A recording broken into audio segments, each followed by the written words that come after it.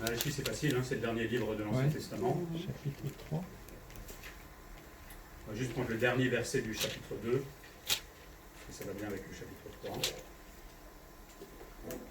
Il est écrit « Vous fatiguez l'Éternel par vos paroles, et vous dites « En quoi l'avons-nous fatigué ?» C'est en disant « Quiconque fait le mal est bon aux yeux de l'Éternel, et c'est en lui qu'il prend plaisir. » Ou bien « Où est le Dieu de la justice ?» Voici, j'enverrai mon messager, il préparera le chemin devant moi, et soudain entrera dans son temple, le Seigneur que vous cherchez. Et le messager de l'alliance que vous désirez, voici, il vient, dit l'Éternel des armées. Qui pourra soutenir le jour de sa venue? Qui restera debout quand il paraîtra? Car il sera comme le feu du fondeur, comme la potasse des foulons, il s'assiera, fondra et purifiera l'argent. Il purifiera les fils de Lévi, il les épurera comme on épure l'or et l'argent. Ils présenteront à l'Éternel des offrandes avec justice. Alors l'offrande de Juda et de Jérusalem seront agréables à l'Éternel, comme aux anciens jours, comme aux années autrefois.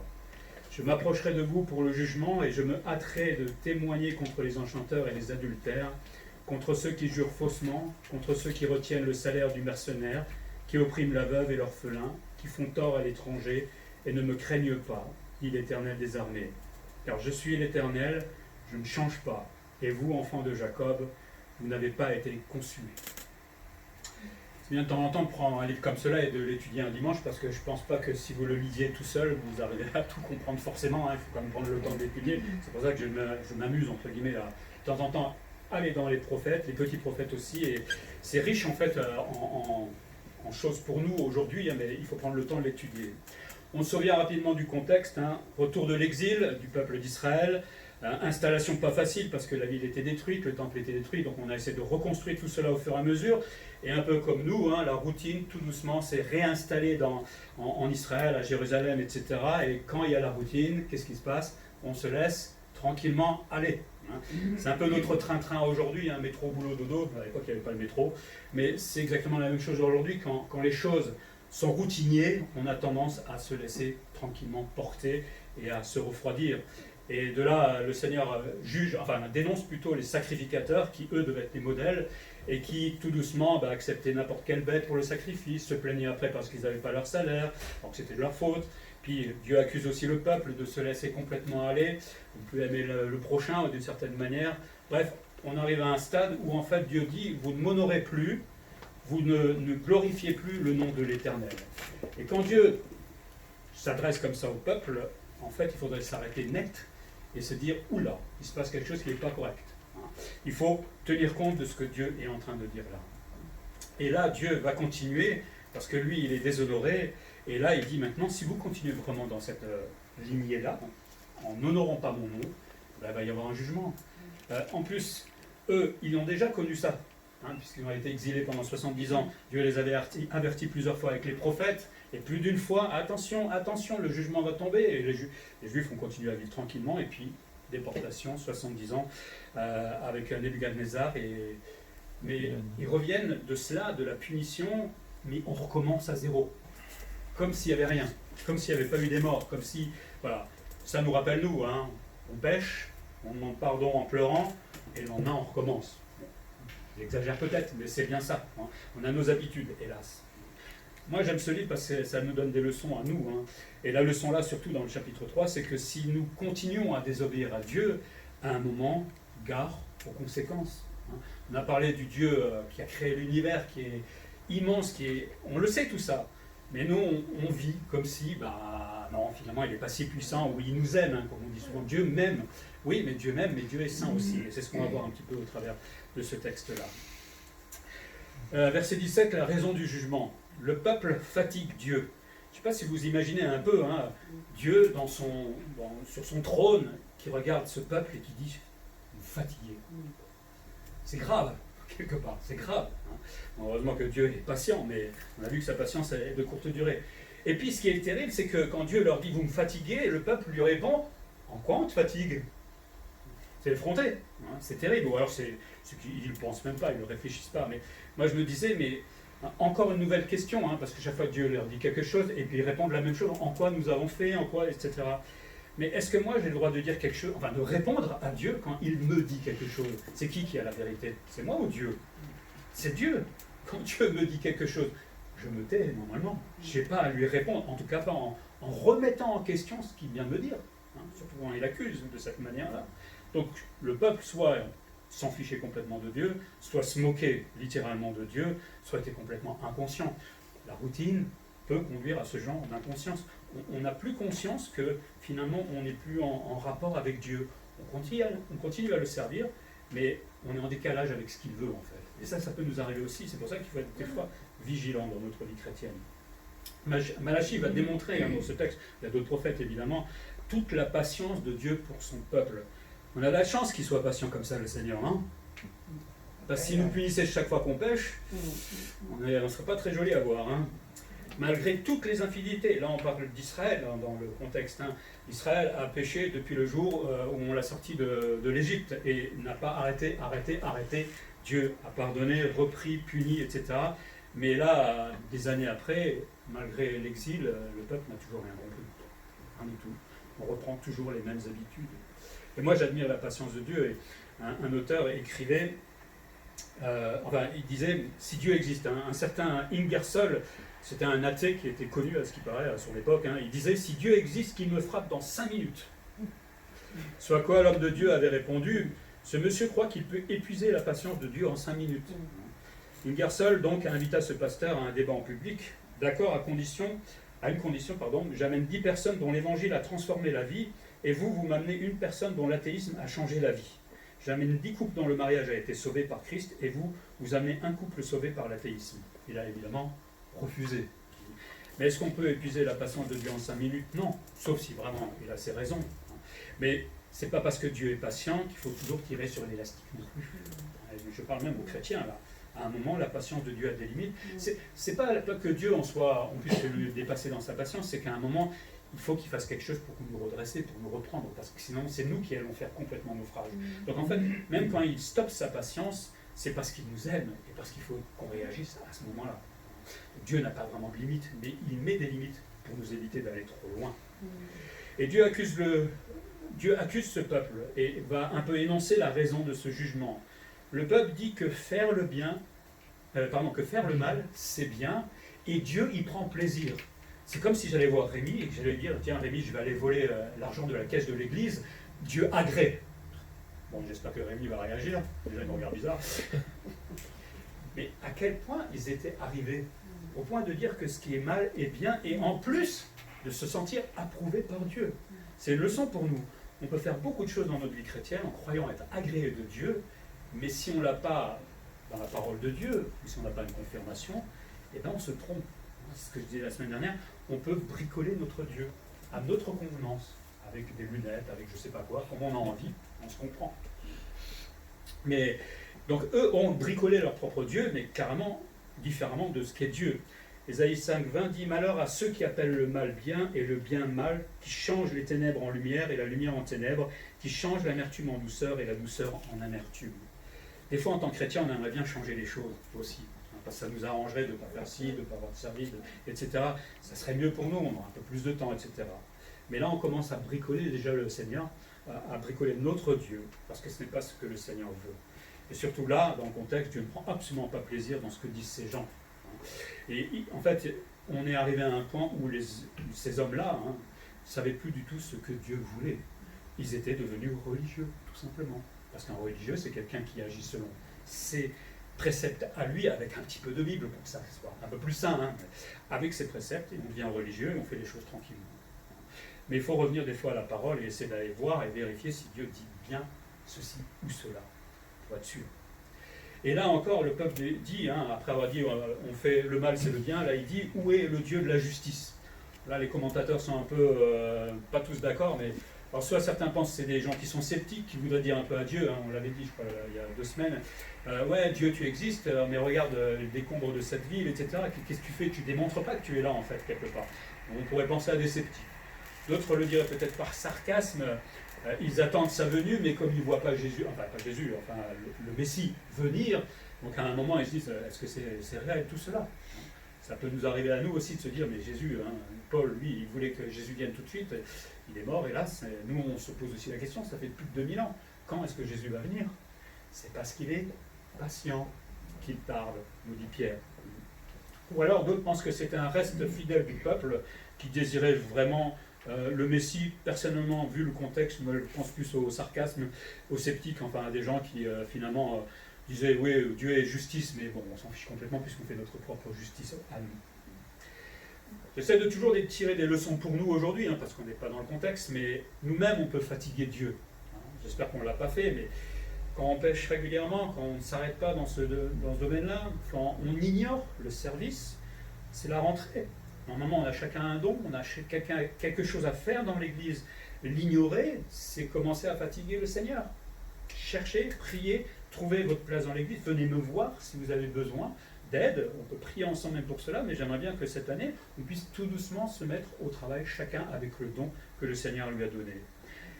On peut fatiguer Dieu aussi à créer ce Dieu sur mesure, hein, comme j'ai dit tout à l'heure. Si on ne lit pas la Bible, on va penser que Dieu pense ça, que Dieu me demande ça, etc. Parce que j'ai entendu Internet à droite et à gauche. Finalement, on bricole ce Dieu, et Dieu est fatigué quand on fait cela. Il veut qu'on lise sa parole, il nous l'a laissé, pour qu'on ait le vrai portrait de Dieu. Et quand je dis lire la parole, c'est pour ça que je vous emmène dans Malachie ces derniers temps, c'est d'aller partout dans la Bible, pas le psaume 23 tout le temps. Hein. Il y a tellement d'autres livres. Si vous ne comprenez pas, je l'ai déjà dit 1000 fois, petit mail, Emmanuel, j'ai pas compris ça, à mesure où j'ai le temps, je vous réponds. D'accord? Mais osez aller un peu dans les livres que vous n'avez jamais lus, parce que vous allez découvrir des richesses en fait. Parce que c'est aussi la parole de Dieu, et il y a des commandements là-dedans. Fatiguer Dieu vient du fait de changer le bien en mal. On va se dire, mais nous on ne fait pas ça. Mais comme j'ai dit tout à l'heure, quand je désobéis à moitié, quand je ne fais pas ce que Dieu veut vraiment, je commence à bricoler mon Dieu et finalement je change ce qui est bien, ce que je sais que Dieu veut, en quelque chose de différent, et donc en mal. Hein. C'est pas à ce point-là comme le peuple à l'époque, mais voilà. Le problème c'est que si je m'habitue à vivre comme cela, sans connaître la Bible, parce que je n'ai pas de comparatif, à un moment, et il y a des gens qui font naufrage, tout simplement. C'est ça qui est dommage. Donc le Seigneur veut réveiller déjà ce peuple, mais peut-être nous réveiller aussi si on se laisse un petit peu trop aller dans la routine, parce qu'à un moment, le naufrage guette, tout simplement. Il s'agit donc de temps en temps de s'arrêter et de se laisser là devant Dieu, hein, j'imagine comme ça, et dit, Seigneur, évalue-moi. Pas dit, dis-moi ce qui ne va pas dans ma vie. Ce n'est pas toujours évident de le faire, hein, parce que déjà, prendre le temps, Dieu ne répond pas comme ça avec un SMS, ça serait plus pratique, je sais, ça sera certainement au travers de la lecture, peut-être des messages, etc. Mais la personne qui est disponible pour cela, Dieu le fera. Il faut se rendre disponible. Seigneur, évalue-moi. C'est pas moi qui dois m'évaluer, c'est toi qui dois voir qu'est-ce qui ne va pas dans ma vie. Qu'est-ce que je peux améliorer dans ma vie, hein. Montre-moi mes erreurs peut-être, ce que je peux faire pour toi. Mais je ne veux pas le faire moi-même, parce que moi, je me tromperai toujours. C'est pas évident à faire, mais le Seigneur se plaît quand quelqu'un le fait, parce qu'il va lui répondre certainement, et en même temps, on va pouvoir corriger peut-être tout ce qui ne fait pas du bien finalement. Aujourd'hui, c'est l'Église qui transforme tout doucement la Bible. Quand je vois un peu ce qui se passe sur Internet et dans le milieu évangélique, etc., la Bible, on la met légèrement de côté au nom de l'amour, on appelle ça l'œcuménisme. Hein. Beaucoup remettent en question le ministère féminin, l'homosexualité, ça va bientôt être valable dans l'Église, etc. Tout doucement, l'Église transforme aussi ce que Dieu veut. Et ne croyez pas que ça va pas arriver un jour chez nous non plus. Hein. C'est la mode aujourd'hui. On s'en fiche de ce que Dieu veut, on veut faire notre Dieu à notre sauce. C'est pas nouveau, hein. Ça existait déjà à l'époque. Hein. On fait que recommencer les mêmes choses. Mais c'est à moi justement d'être prudent, parce que si je connais la parole de Dieu, je peux justement repousser toutes ces erreurs. Mais c'est important de lire la Bible, évidemment. Restons fidèles à la volonté de Dieu. Pour cela, je dis il faut la lire, évidemment, parce que sinon, comme ce peuple, on risque d'être à un moment repris par le Seigneur. Là, on parle de jugement, c'est quand même très grave. On va voir que ce jugement, c'est un peu pour la vie aussi. Deuxième chose qu'on voit, c'est que le messager du juge à venir, il y a un messager qui doit venir. Alors là, c'est un peu plus technique, je suis désolé, je vais essayer d'être le plus simple. Dieu va envoyer son messager, il dit au verset 1 du chapitre 3. On va juste lire dans Malachie 4.5, hein. C'est à la fin, en fait, ça rejoint ce qui est dit à la fin, Malachie 4.5.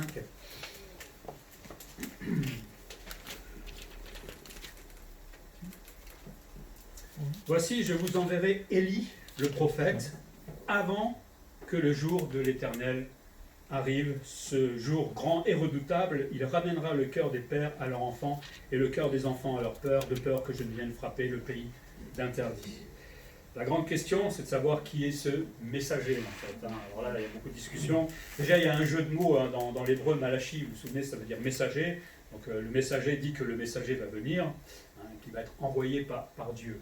Quand on regarde bien, on se rend compte qu'il y a deux messagers là-dedans. Il y a un messager qui va annoncer le messager de l'alliance qui doit venir. D'accord ? Ça commence à nous donner un petit peu des idées.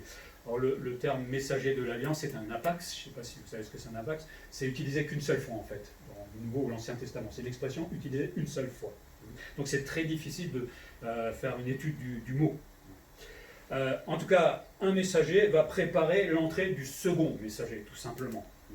Et ce second messager, comme dit Malachi, va entrer dans le temple pour procéder à une purification, et certainement à la purification des sacrificateurs.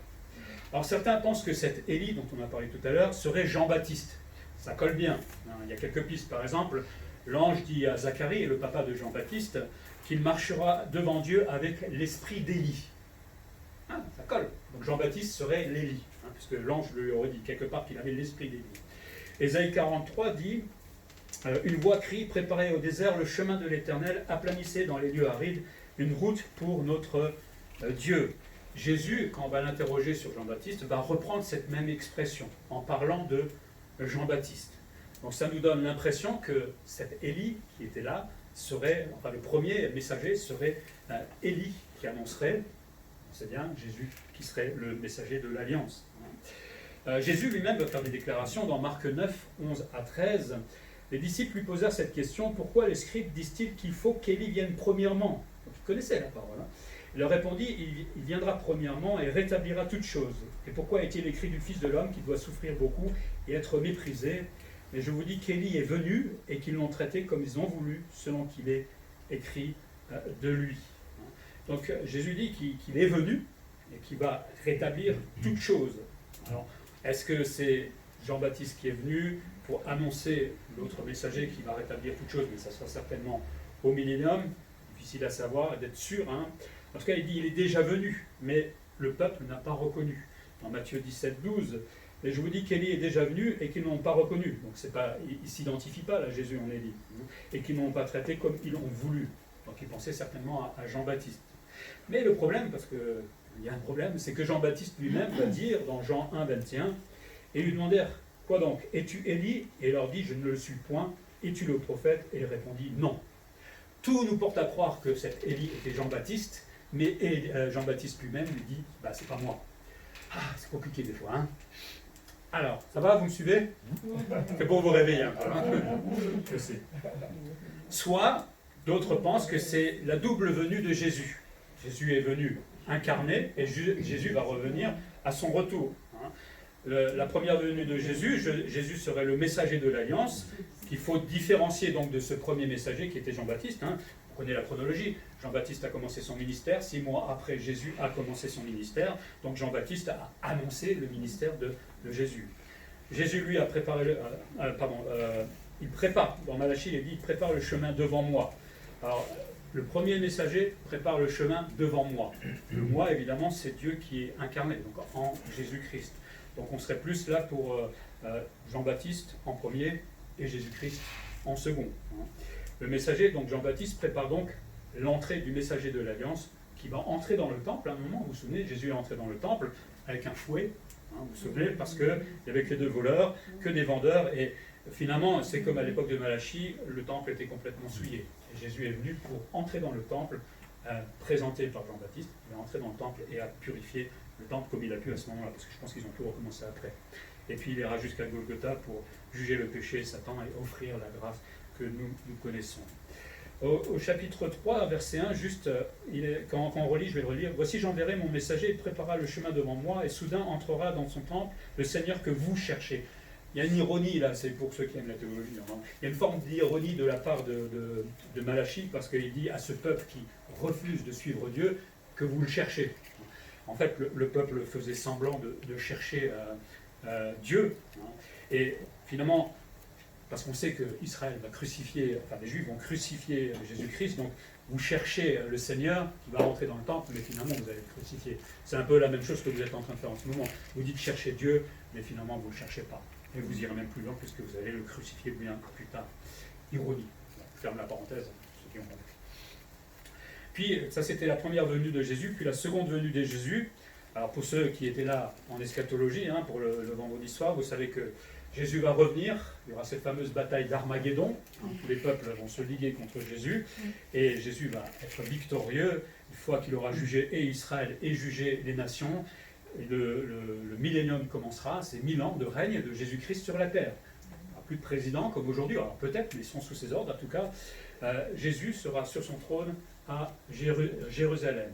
Malachie dit qui pourra soutenir le jour de sa venue.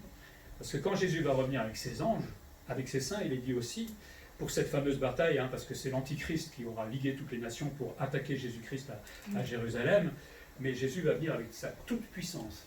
Il y a un contraste avec la première venue de Jésus, où l'agneau qui s'est laissé faire. Vous vous souvenez, c'est la bien, Claude, dire Ésaïe 53. Cet agneau qui semblait tellement facile à tuer, finalement, il l'a fait parce qu'il fallait qu'on soit sauvé. Mais là, il va venir cette fois avec sa puissance. Et là, ça ne va pas rigoler. Parce que quand vous avez toute l'armée des anges, des myriades et des myriades d'anges qui viennent avec vous pour aller botter les fesses, j'ai envie de dire, à l'Antichrist à ce moment-là, et toutes les nations aussi qui ne voudront pas de Jésus, ça va être chaud. Alors on se dit, oui, mais tout ça c'est des rêves. Il y a beaucoup de choses qui se mettent en place. Par exemple, le 4e temple peut être construit aujourd'hui. Pas le 4e, le 3e temple qui précède justement le 4e temple. Beaucoup de choses se sont mises en place aujourd'hui et nous donnent l'impression que ça ne va pas tarder. Autrefois, l'ange de l'Éternel avait jugé le peuple, chaque fois qu'il péchait, il jugeait. Ce messager, Jésus-Christ reviendra et cette fois il ira pour purifier et la terre, mais aussi les Juifs. Il jugera Israël à Armageddon. J'ai dit il y aura 2 jugements, celui des nations, mais aussi celui des Juifs. Et dans Zacharie, il est dit que 2 tiers seront exterminés parmi les Juifs. Il faut comprendre que Zacharie dit que, Zacharie c'est juste avant Malachie, Zacharie dit que quand Jésus va revenir, il aura les mains percées. Il reviendra comme il est parti. Et une partie des Juifs vont reconnaître Jésus-Christ et vont reconnaître que finalement c'était le Messie. Et une partie d'Israël va se convertir. En même temps, il y aura l'effusion du Saint-Esprit, et donc, c'est ce que disait Acte 2, et donc une petite partie certainement d'Israël va se convertir. Moi, j'attends ce jour de voir ces Juifs qui reconnaissent en Jésus-Christ le Messie. Ça va être quelque chose d'extraordinaire. Ça va être magnifique ce jour-là. Mais 2 tiers, s'il faut le voir comme cela, ces 2 tiers vraiment du peuple, sera quand même exterminé parce qu'ils ne veulent pas du Messie, même s'ils ont les preuves devant eux. C'est triste. Alors donc, soit c'est Jean-Baptiste, soit c'est Jésus, première et deuxième venue, soit, il y en a qui pensent, ça serait 2 témoins, les 2 témoins dans l'Apocalypse. Je ne sais pas si vous vous souvenez, pour ceux qui étaient là, vous vous souvenez. À un moment dans l'Apocalypse, deuxième partie de la tribulation, il y a 2 témoins qui vont défendre le temple. Et ces 2 témoins vont avoir un certain ministère, puis à un moment ils vont être tués par l'Antichrist, mais ils vont ressusciter au bout de 3 jours et demi, pas 3 jours, 3 jours et demi, et vont être enlevés par le Seigneur. Alors on ne sait pas exactement qui sont ces témoins. Certains pensent que ce serait Jean-Baptiste qui devrait être Élie s'il avait été accepté par les Juifs. Donc ils disent l'idée, c'est qu'il aurait été Élie au moment où il a fait son ministère, Jean-Baptiste, mais comme on l'a refusé, on va attendre encore un temps. Et ça serait peut-être lui, un des 2 témoins qui reviendrait pour défendre le temple à ce moment-là dans la tribulation. Je ne sais pas. Dans Malachie 4.5, il est dit « avant le grand jour ». Que Élie viendra avant le grand jour. Le grand jour, généralement dans les prophètes, c'est la venue de Jésus-Christ. Donc ça se tiendrait, ça vaut ce que ça vaut, comme les autres. Bon, après vous choisirez votre... un jour le Seigneur nous expliquera peut-être mieux. Ce qu'il faut juste retenir, ça peut être Jean-Baptiste, ça peut être Jésus, ça peut être soit les 2 témoins. Je suis peut-être plus moi vers là, mais je ne veux pas non plus influencer, n'est-ce pas? Mais en tout cas, un Élie est venu à annoncer le ministère du messager de l'Alliance qui est Jésus, ça j'en suis convaincu. Jésus a fait son ministère, il a accompli son ministère, et là tout simplement il avertit, attention, Jésus va revenir. La leçon pour nous, c'est qu'on sait que la venue de Jésus s'est accomplie, ça on ne peut pas aller contre. Ce que nous attendons en tant que chrétiens, c'est la deuxième venue de Jésus. Lundi matin, en partant au boulot, vous dites, tiens, Jésus va revenir aujourd'hui, il va enlever l'église. Ou on pense au patron, on pense à tout ce qu'on a à faire dans la journée. Je sais, je suis comme vous, je pense à ma journée, évidemment, mais de temps en temps, c'est bien de s'arrêter, de se dire, mais Jésus va revenir. Je suis prêt. Si c'est là, d'un seul coup, l'Église disparaît. On est avec notre péché, avec nos manquements, avec nos difficultés, avec tout ce qu'on avait juste une minute avant. Et on se retrouve devant Jésus-Christ, en face. Là, c'est plus moi qui parle. Il faut quand même y penser, à y réfléchir à cela. Parce que, évidemment, quand Jésus va revenir, l'Église est enlevée avant. On ne sait pas exactement combien de temps, mais en tout cas, il faut être prêt. Et si je ne suis pas converti, ben, le jugement aura lieu. Et il faut que je sois prêt aussi. Qu'est-ce que je vais dire à Dieu? On ne pourra plus rien dire à Dieu. Oui, mais je, religion, Non, jugement, c'est fini, c'est trop tard. Et ça, il faut y réfléchir, parce que ça peut arriver très vite.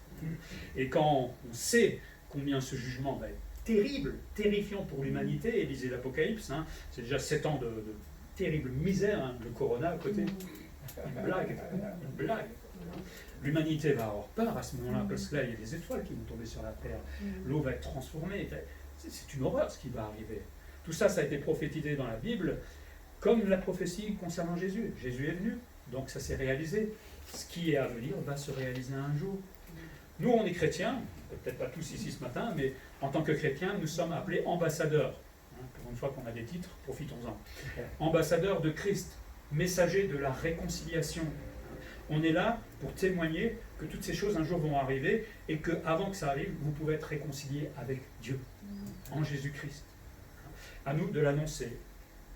Nous qui connaissons Jésus-Christ aujourd'hui, ce jugement ne nous fait pas peur dans le sens, c'est Jésus qui a été jugé pour nous à la croix et il a accepté de mourir à ma place. Donc nous, on ne sera pas jugé comme le monde, mais on se retrouvera quand même devant le tribunal de Christ. Et on sera jugé pour ce qu'on a fait de bien et de mal, étant dans notre corps, nous dit 2 Corinthiens 5, 10. Mais si je ne suis pas chrétien, ben, il faut réfléchir à cela.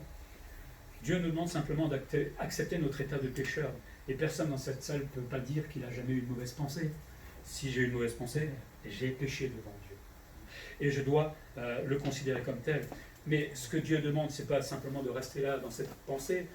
Il veut me pardonner. C'est formidable. Hein, je pourrais avoir des gens comme ça dans le monde qui voulaient bien nous pardonner. Lui, il veut me pardonner, à condition que je lui demande pardon. Et ce qu'il veut, c'est ensuite que j'accepte Jésus-Christ comme mon sauveur. Et à ce moment-là, au moins, j'éviterai tout simplement ce fameux jugement. C'est aujourd'hui le jour du salut, nous dit la parole de Dieu. C'est aujourd'hui qu'il faut décider. Donc, pour cette deuxième partie, qu'importe qui élit, ce n'est pas le plus important, mais le tout, je pense, c'est d'être prêt. Si je ne suis pas croyant, d'être prêt. Sinon, il y a le jugement. Si je suis chrétien, d'être prêt, parce que je serai devant le Seigneur pour être évalué. À nous d'être prêts. Tout le monde sait où il en est. Troisième chose, versets 3 à 6, un dernier appel de Dieu avant le jugement. Il va s'intéresser à 2 sphères de purification pour Israël. D'abord, il reprend en fait, c'est toujours le même leitmotiv, sacrificateur, peuple, et il s'intéresse chaque fois à l'un et à l'autre. Il va parler de la purification des fils de Lévi, donc les sacrificateurs.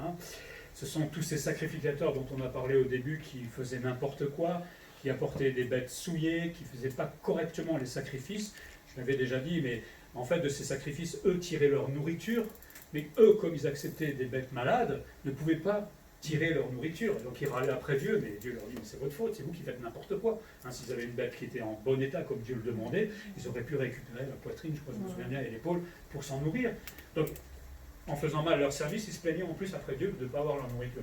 Ils ne sont pas culottés des fois. Mais bon, on est parfois comme ça aussi.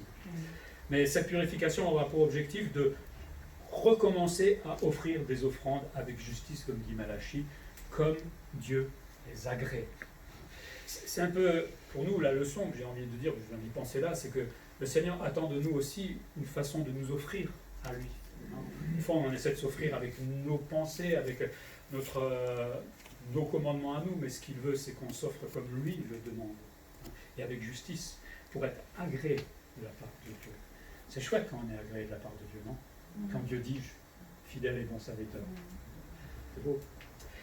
La deuxième sphère, c'est le peuple tout entier. Et Dieu s'adresse, il dit au verset 7, aux enfants de Jacob. Je ne sais pas s'il le fait pour rappeler que Jacob, à l'époque, c'était pas vraiment un top niveau, c'était un menteur, arnaqué, etc. Et tout doucement, Dieu a pris le temps de le purifier, il a mis son temps. C'est là où on voit que Dieu est patient. Si on est des Jacob, ça va, Dieu va prendre le temps de s'occuper de nous pour arriver à un certain stade. Mais bon. Mais là, il s'adresse au peuple qui Il témoigne contre les pécheurs, ceux qui jurent faussement, ce qui était absolument interdit par la loi. Il s'adresse à ceux qui retiennent le salaire du mercenaire. Hein. En fait, il faisait travailler les gens, mais il ne les payait pas.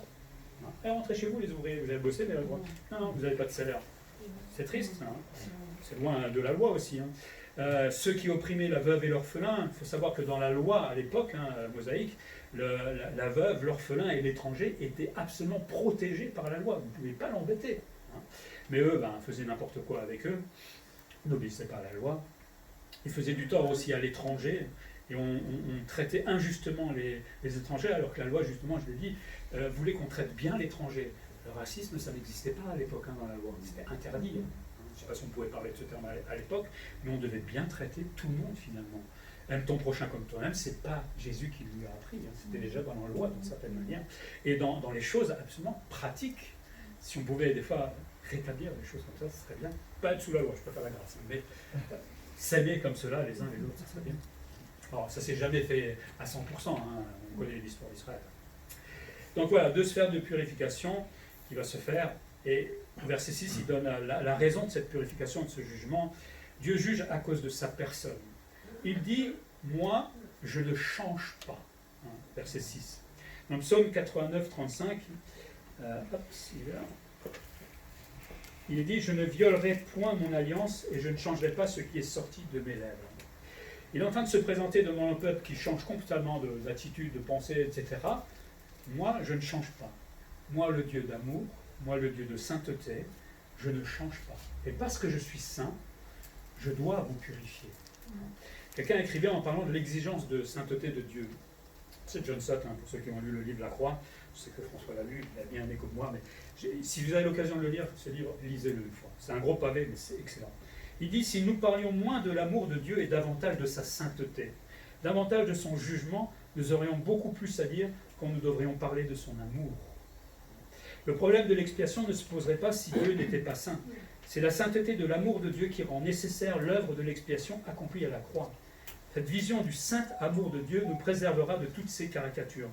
Nous n'avons pas le droit de représenter Dieu comme un être indulgent qui sacrifie sa sainteté dans le but de nous épargner la destruction, ni comme un être dur et vengeur qui fait taire la voix de son amour pour pouvoir nous réduire en miettes. Comment Dieu pouvait-il donner libre cours à sa sainteté sans que nous soyons consumés, ou à son amour sans prendre nos péchés à la légère? Comment pouvait-il satisfaire les exigences de son amour saint? Comment pouvait-il simultanément nous sauver et se satisfaire lui-même? Il n'y a qu'une réponse à ces questions. Pour se satisfaire lui-même, il s'est sacrifié en substitution à notre place. Dieu n'est pas qu'amour, comme on dit souvent, parce que juste aimer, ce n'est pas Dieu. Dieu a l'amour et la sainteté qui sont liés entre les deux. L'amour nous aime, la sainteté dit le péché mérite la mort. Il fallait à un moment réconcilier les deux, et c'est pas évident. Hein. Et c'est pour ça que Jésus n'a rien fait d'autre que, enfin Dieu, au travers de Jésus-Christ, a tout réconcilié en lui-même, parce qu'il a tout fait lui-même. Il s'est offert par amour en sacrifice, donc répondant à ce besoin d'expiation, il s'offrait en sacrifice. C'est formidable quand on réfléchit un petit peu. Quand on pense à Dieu, Dieu est amour, il n'y a aucune... Mais parler aussi de sa sainteté. Parce que quand on commence à parler de sa sainteté, forcément, ça va débusquer le péché. Et quand on témoigne, dans la mesure où on peut, il faut parler du péché à un moment. On ne peut pas que parler de l'amour de Dieu, vous trompez la personne, en fait. Hein. Dieu m'aime, Dieu... Une fois, j'avais écrit un traité pour quelqu'un, et on m'a effacé à la fin, parce que je disais que Dieu aime, mais Dieu veut envoyer aussi en enfer. On m'a effacé la deuxième partie, parce qu'on veut présenter juste le Dieu d'amour. Et vous trompez les gens. Hein, on trompe les gens comme cela. Il faut parler évidemment de ce jugement que les gens risquent à cause de leur péché. Et c'est ça qui va faire peut-être réagir la personne et dire « Oula, j'ai besoin de demander pardon au Seigneur ». Mais si on parle que de l'amour de Dieu, Dieu il est gentil et je fais ce que j'ai envie finalement. En plus, comme on s'invente. Donc Dieu rappelle qu'il n'a pas consumé Israël depuis le temps malgré tous ses péchés. Il les a déportés un moment, mais il aurait pu dire à un moment « J'en ai marre ». Et plus d'Israël, comme ça aurait été réglé. Il ne l'a pas fait à cause de sa patience. Et il parle là de Jacob, justement, depuis le temps des pères jusqu'à maintenant, on n'avait pas arrêté. Mais comme on l'a dit, sa sainteté exige la purification des péchés. Dans cette patience, à un moment, Dieu dit, mais il faut à un moment que ce péché soit réglé. Il faut faire quelque chose. Et une fois qu'on est purifié, une fois que ce péché sera purifié, ça nous permet d'obéir tout doucement au Seigneur. C'est ce qui nous est arrivé, nous, dans notre vie. On était pécheurs autrefois, on ne connaissait pas le Seigneur, et au moment où on l'a accepté dans notre vie, on a demandé pardon, et bien on a commencé à devenir obéissant au Seigneur. Et en fait, on s'est rendu compte que finalement, le péché nous faisait du mal, en tout cas moi.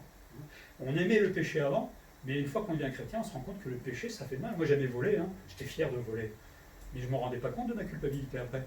C'est après que j'ai commencé à comprendre ces choses-là. Là, je ne vais pas me faire arrêter par la police. Faites gaffe à ce que je dis. Je ne le fais plus, je vous avoue. Mais c'est vrai que c'est une liberté que l'on a d'un seul coup quand on se rend compte de nos péchés et que le Seigneur nous purifie de tous ces péchés. Je l'ai dit tout à l'heure dans Zacharie 13, 8 à 9, quand il y aura cette purification, quand Jésus va revenir, il dit « Dans tout le pays, dit l'Éternel, les 2 tiers seront exterminés, périront, et l'autre tiers restera. Je mettrai ce tiers dans le feu et je le purifierai comme on purifie l'argent. Je l'éprouverai comme on éprouve l'or. Il invoquera mon nom et je l'exaucerai. Je dirai c'est mon peuple et il dira l'Éternel est mon Dieu. » C'est ce tiers qui va rester pur, purifié par Dieu au moment où Jésus va revenir et qui va dire l'Éternel est mon Dieu. Quand, il faut le mettre dans le contexte, quand Israël dit ça, Dieu est aux anges, j'ai envie de dire quelque part. Que Israël puisse dire ça, c'est merveilleux. Mais il a fallu passer d'abord par la purification pour en arriver là. Et donc Dieu appelle ce peuple avant que le jugement vienne. Il dit revenez à moi et je reviendrai à vous.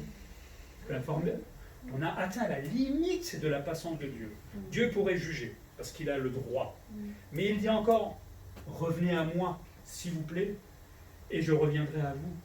Vous ne voyez pas l'amour de Dieu là-devant? Le grand amour de Dieu. On peut des fois le pousser loin, mais ce qu'il veut, c'est simplement que je revienne. Je te pardonne après, c'est pas le problème, mais reviens tout simplement à moi. Cette grâce, elle est encore valable jusqu'à son retour, évidemment, mais à nous de la saisir. Autant pour le chrétien, alors pas la grâce dans le sens du salut, mais cette grâce de nous pardonner, de pouvoir revenir à lui si on s'est éloigné, mais aussi pour celui qui ne connaît pas le Seigneur, là c'est la grâce dans le sens du salut, de devoir la saisir. Et qu'est-ce que répond le peuple encore? En quoi devons-nous revenir? Je ne sais plus quoi dire à un moment. Je ne sais pas qu'est-ce qui se passait dans leur tête. Ignorance, provocation, folie. Moi, je pense qu'ils étaient fous, tout simplement. Fous, mais croyant être religieux, tout simplement. Mais si Dieu permet de revenir à lui, il faut s'arrêter immédiatement et ne pas être fou en refusant cette grâce. Et ce pardon qu'il veut nous accorder. Revenons à lui parce qu'il le permet encore aujourd'hui. Pour nous, aujourd'hui, nous sommes les chrétiens, appelés aussi sacrificateurs. On ne va pas faire des sacrifices, on doit offrir notre corps en sacrifice, notre vie, évidemment, mais elle a aussi besoin d'être purifiée, un peu comme ce peuple. Je ne pense pas que quelqu'un puisse me dire aujourd'hui, vous êtes pleinement obéissant à Dieu. C'est bien. Je croyais que je serais le dernier. Mais on sait les domaines de notre vie. On sait où on doit s'améliorer. Moi, le premier. Et on va essayer de le faire. On va laisser le Seigneur nous purifier au fur et à mesure, qu'on puisse grandir un peu plus et lui faire honneur, rendre gloire, comme on avait vu les 2 dernières semaines. Cette patience de Dieu, elle s'applique aussi à l'Église. Dieu est patient avec nous dans la vie de chacun, dans la relation que l'on a avec lui, dans le service qu'il attend de nous. Parce que ce n'est pas un mot juste comme ça, c'est quelque chose que Dieu attend de nous, qu'on travaille pour lui dans l'Église. Et surtout que un jour, tout ça s'appliquera, parce qu'on l'a dit, on se retrouvera devant le tribunal de Christ et on sera évalué devant le Seigneur. Je ne pourrais rien dire ce jour-là. Toutes les excuses que j'ai aujourd'hui, je ne pourrais pas les dire au Seigneur. Dieu connaît mon cœur parfaitement et il va remettre les choses tout en place. Et là, vaut mieux peut-être pas avoir d'excuses aujourd'hui pour en avoir devant le tribunal de Christ. Par contre, si on est non-croyant, sachez que Dieu jugera effectivement vos péchés. Il ne jugera pas vos œuvres. Attention, il ne jugera pas vos œuvres. La Bible ne dit pas ça. On peut être bon, on peut être gentil, on peut être une personne. Il y a des gens formidables. C'est pas ça que Dieu jugera. C'est le péché de cette personne. Parce que des gens bons, excusez-moi le jeu de mots, il y a des gens qui sont bons, mais on ne sait pas ce qu'ils font dans leur maison. On ne sait pas ce qui se passe dans le cœur. L'apparence, c'est une chose. Ce qui se passe dans le cœur, ça, Dieu le sait. Et c'est ça qu'il va juger. Et comme Dieu dit que tout le monde est pécheur, donc obligatoirement, quelle que soit la beauté de votre vie, si vous n'avez pas accepté Jésus-Christ dans votre vie, vous serez jugé. Donc aujourd'hui, saisissez sa grâce. C'est le moment. Et surtout, avant que ce grand jugement vienne, saisissez et le pardon de Jésus. C'est formidable, moi je me souviens, c'est formidable d'être pardonné par Jésus-Christ. Bon, moi j'étais terrible à l'époque, mais ça doit être encore formidable aujourd'hui, chaque fois qu'on demande pardon au Seigneur, qu'il nous relève, qui nous donne une petite tapote. Allez, on recommence, on recommence à zéro. Et c'est formidable quand Dieu nous pardonne. Mais saisissez la grâce avant qu'il soit trop tard. Pour terminer, on l'a dit, la patience de Dieu a des limites. Il est fatigué parfois. Et là, dans Malachie, il accuse tous ceux qui bricolent leur Dieu. On bricole Dieu aussi nous-mêmes. Il faut faire attention à ça. Peut-être pas au point du peuple, transformer le mal en bien, mais on bricole aussi notre Dieu nous-mêmes. Malachie appelle à retourner vers le vrai Dieu. Et quand je dis vrai Dieu, c'est peut-être un synonyme quelque part, mais le vrai Dieu, c'est-à-dire dans ce que la Bible nous révèle de Dieu, dans ce qu'il révèle, dans ce qu'il est, dans ce qu'il demande aussi à ses enfants de faire. Et demander, pas que dans un domaine, dans tous les domaines de sa parole. Et pour cela, évidemment, il faut étudier la Bible. Vendredi soir, je vous invite à étudier la Bible avec nous. Je sais qu'on est des fois pris, mais si vous avez le temps, une petite heure, c'est pas long, étudiez la Bible pour que le Dieu que vous avez s'affine un petit peu et devienne le vrai Dieu de la Bible. Et c'est génial parce qu'on peut discuter au moins là. Et c'est vraiment intéressant. Malachie appelle à changer nos vies, qu'on soit chrétien, qu'on soit non-croyant, dans les deux cas, il faut faire quelque chose. On doit s'améliorer, on doit accepter Jésus dans notre vie, autrement on l'a vu, sa patience prendra fin et soit ça sera un jugement, soit il nous reprendra d'une manière ou d'une autre, mais Dieu sait y faire aussi pour nous reprendre. Cessons de fatiguer le Seigneur, et comme Malachie invite, plutôt honorons-le. On a dit honorer, c'est pas chanter seulement, c'est la qualité de ma vie qui est présente devant Dieu, qui honore Dieu et qui va le glorifier. Honorons et glorifions son nom par notre vie. Prions.